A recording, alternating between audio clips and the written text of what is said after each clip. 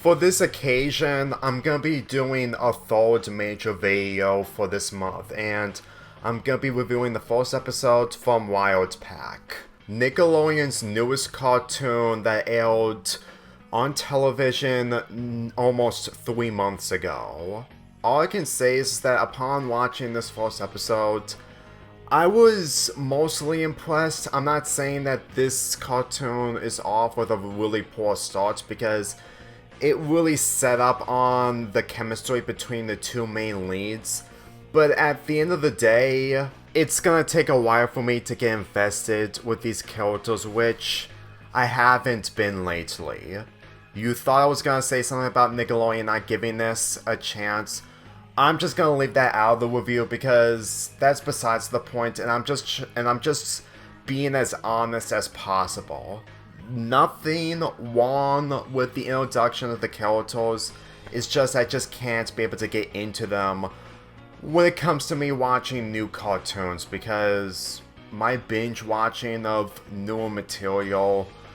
has been really low. Lil is really excited because in the room where she grooms puppies and dogs, she's willing to change it all into a video game room because she really loves playing video games. After winning something from the arcade in order to offer a trade with Chuck, she manages to win an RV that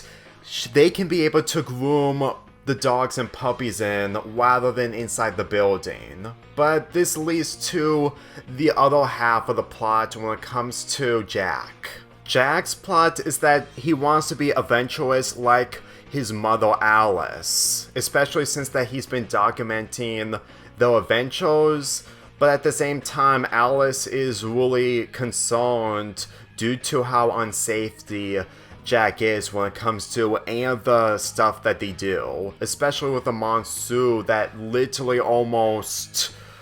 drifted Jack away from Alice. And this just gave Alice the idea by having Jack spend the rest of the summer at Lil's place. The remaining 10 minutes of this episode is Lil and Jack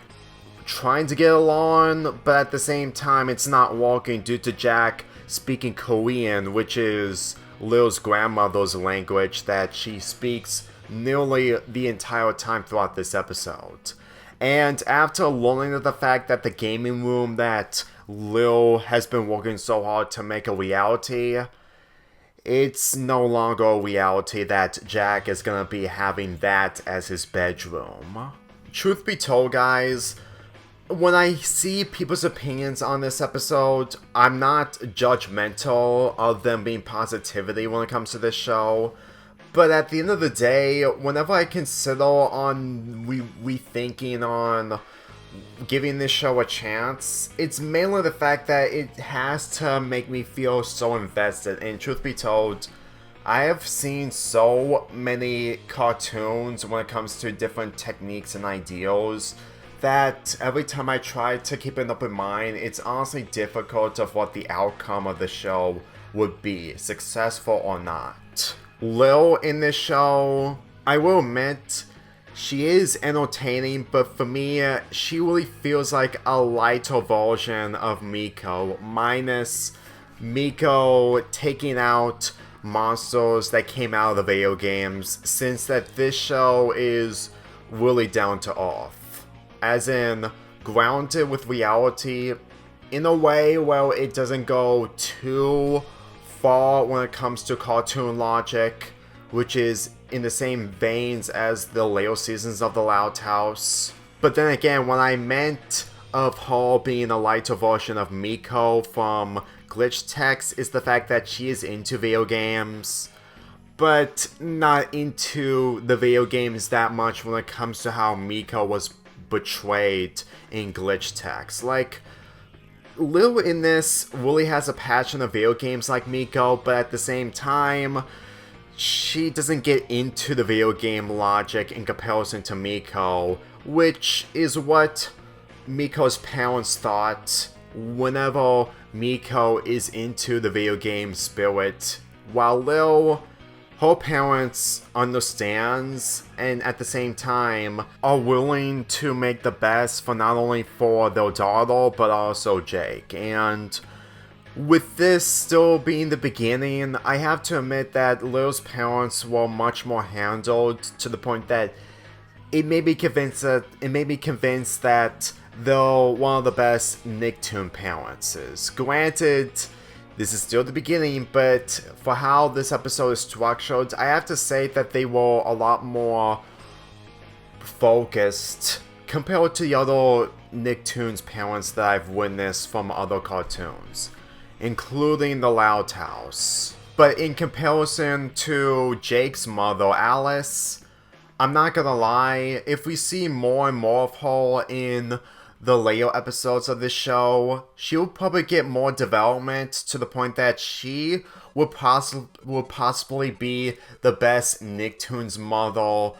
in the multiverse of Nicktoons. If that's a little over-exaggerating, but I'm still proving my point. Even though in animation there are multiple mothers and fathers who are overprotective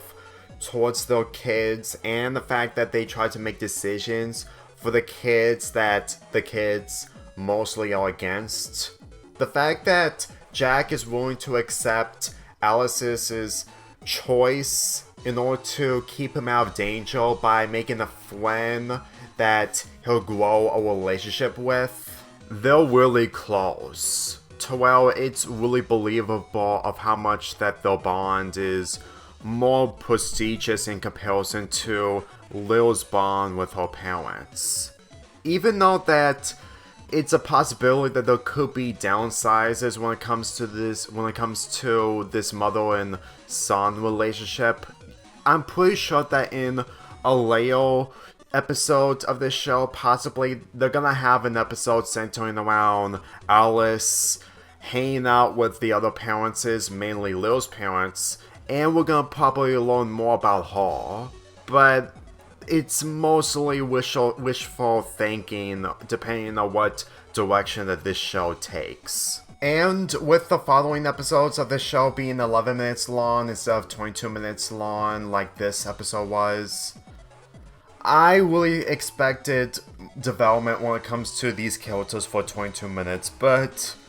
at the same time, modern Nicktoons are mostly 11 minutes long, and when it comes to occasional 22 minutes long, I would probably think that just doing 22 minutes long for every episode will require some kind of work and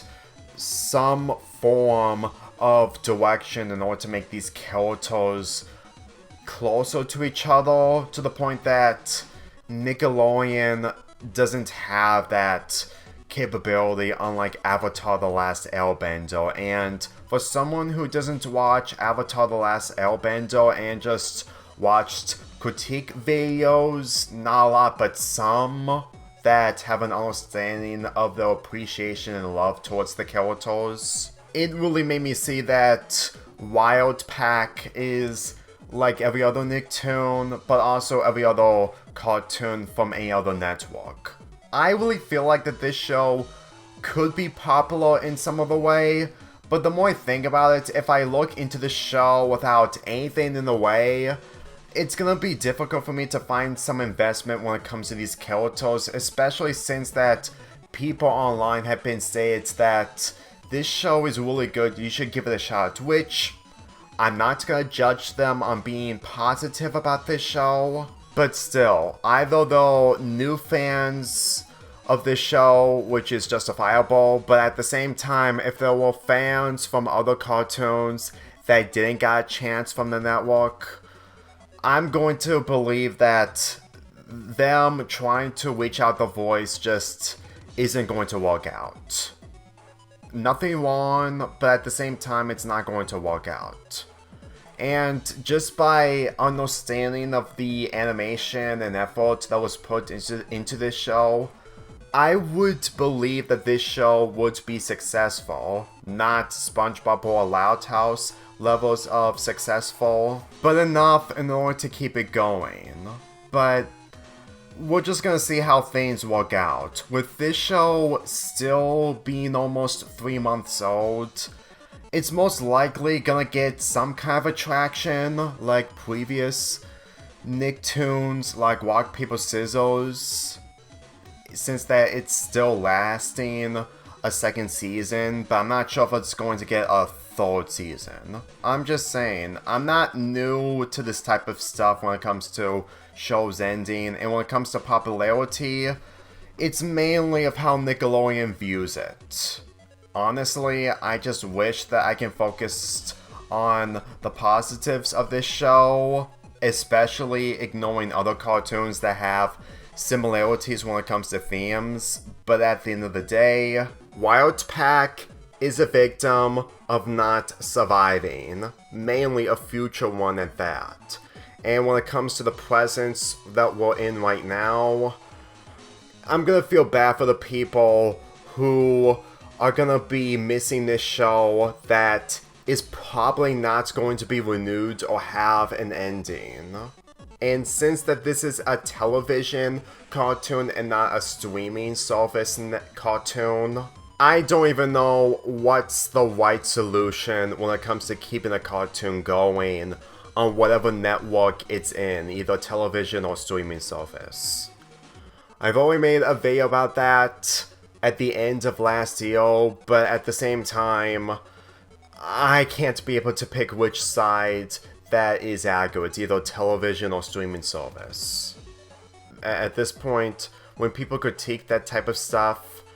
they just don't have all the answers. If you're willing to give this show a chance, I'm not stopping you, especially with how there are good things in this episode. And I might watch more episodes from this show, but keep in mind, just because I'm not new to this doesn't mean that I'm against you giving this show a chance and a voice, because